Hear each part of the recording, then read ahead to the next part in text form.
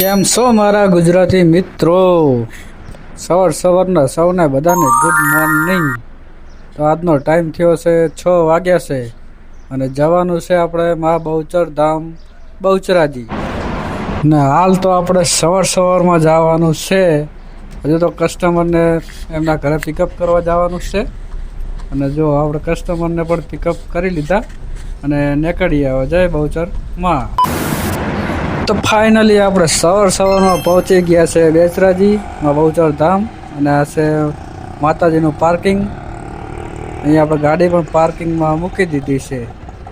અને જો આપણે હજુ પહોંચ લેવા જવાનું છે જે કંઈક 20 રૂપિયા એક ચાર્જ છે પાર્કિંગનો ગાડીનો, અને રિક્ષાનો ને બધો અલગ અલગ હોય છે.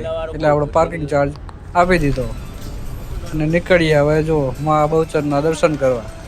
સવારના હજુ લગભગ 8-1 વાગ્યા છે અને કોઈ ભીડ છે નહીં, એટલે આપણે શાંતિથી દર્શન થઈ જાય બહુચરમાંના. ને હાલ તો જો આ બજારમાં હે ને થોડોક બપોર થાય ને એટલે ટ્રાફિક થાય છે ને અહીંયા બહુ ગર્દી થાય છે.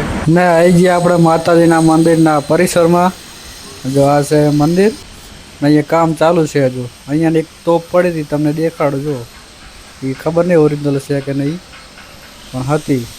અને આ છે માતાજીના દર્શન કરવાનું સ્થાનક. ને આપણે આવી ગયા મંદિરના પાછળના ભાગે, જે આ જગ્યાને માનસરોવર તરીકે ઓળખે છે. ને જગ્યા પણ એવી ખૂબ જ સુંદર છે. અને જો આ લોકેશન પણ એટલું બેસ્ટ છે ને, શાંતિ એકદમ શાંતિ છે. પાછળ ઘુમ્મટ જેવું પણ કંઈક બનાવેલું છે. હારી જો તમે છે ને જોરદાર, જૂનું લાગે.